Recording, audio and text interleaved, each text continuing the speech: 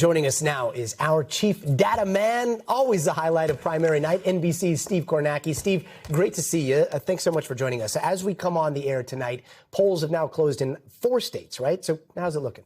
Yeah, so I think the story of the hour is right here in South Carolina. In fact, there it is, Gotti. NBC News' decision desk has just made an important declaration in this race, and that is that Darline Graham, the sister of the late Lindsey Graham, appointed to his Senate seat and now running in this special election. Our decision desk has now projected that she will advance to the runoff. This is a Republican primary. The top 2 candidates make it into the runoff, which will be held 2 weeks from tonight. This has been, if you've been watching for the last hour, not a big surprise just in terms of what we've been seeing, which is that there's a breadth of support for Graham here. She's not running up massive numbers anywhere in particular. She's just consistently running either in first or second place pretty much in every county that's reported. And there are some indications, too, with the latest votes that are coming in, that this number, she's at 31% statewide, that it may be on its way up, that it may improve, may boost her, into the mid-30s or so before all is said and done. And so the question now becomes, Gotti, look at this. If she's going to advance to the runoff, who's she going to run against? Russell Fry, Congressman, or Ralph Norman, Congressman? Look at that race there for second place. 19,885 right now, 19,570. That is 315 votes that currently separate the two of them. They have been trading second and third place, on and on for the last hour right here. This is basically Norman's base, his congressional district. This is basically Fry's. Also of note here, a significant name in South Carolina politics, Mark Sanford, the former governor, former congressman. He's not having a good night at all. You could see very disappointing numbers for him in what was historically his base in this state. So really now this is a question of, is it going to be Fry or is it going to be Norman? And a big development there. While I was scrolling through, I want to put this up on the screen. Some votes here from Richland County. I thought this was going to be more based on what just happened, but this is the state capital, Columbia, the area around there, the suburbs. This is the early vote from there. This is a good number for Graham. I apologize, Gotti.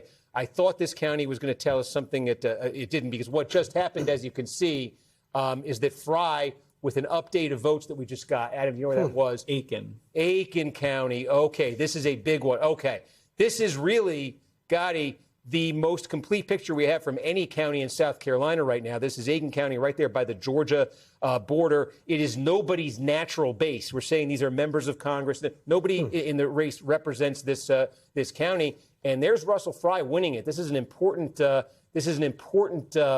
notch mark for him tonight, because, again, his base is right here. He's all the way across the state. And this is a very big county, relatively speaking, in terms of its share of the statewide vote. And look at that. He beats Graham here. And more importantly for him, look at that. He leaves Norman in the dust. And we say that's the real battle right now. It's between Fry, it's between Norman for second place. What Fry just pulled off there in Aiken County, that's very significant, because you could see what it did in terms of opening up a gap right there. But it's significant, as I say, because it's an incursion outside of his district. That's what we're looking for with these two candidates in the race for second place. Who can post the numbers outside their district? Whoever does that better is going to get that second place spot. Well, Norman has some chances to match that. We'll see if he can.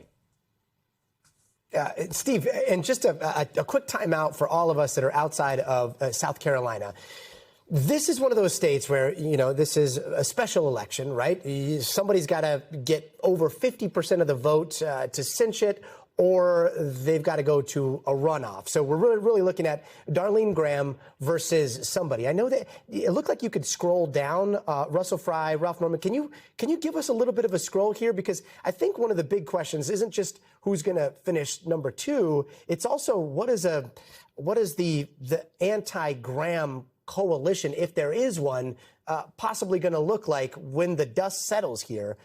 Does it look like somebody is running away with it, or do you see the numbers kind of evenly spread there? Well, this will be the question coming at it tonight when we figure out who is second place here. It'll be Graham versus, let's say if it were Graham versus Fry, the immediate question becomes, okay, what does Ralph Norman do? Does he choose to endorse one of those candidates, right?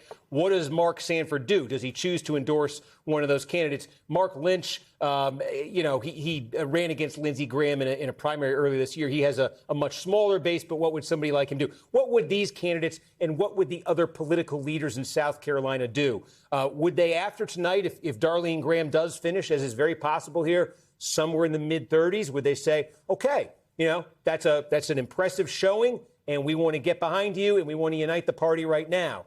Or would they look at that and think, well, that's a weak showing, we want to get behind Fry, or we want to get behind Norman? So we saw this in the gubernatorial primary in South Carolina just a couple months ago, where Donald Trump had endorsed a candidate who finished first, just like this, but didn't come anywhere close to 50%. So there was a runoff, and that Trump-backed candidate, it was a weak first place. And what happened was, as soon as that primary was over, all of the other candidates united behind the second place candidate, who then won the runoff. So that's the immediate history here in South Carolina. Is how would a Graham first place finish be viewed tonight? Would it be viewed as weak and vulnerable, or would it be viewed as convincing and reassuring and get the party to sort of double down behind her over the next 2 weeks? And that runoff, that's, pretty quick, right? They're just a couple of weeks away? 2 weeks, yeah. No, this, they really truncated this really quick in South Carolina. Yeah, Steve Kornacki, so much more to check back with you on. Thanks so much. We thank you for watching. And remember, stay updated on breaking news and top stories on the NBC News app or watch live on our YouTube channel.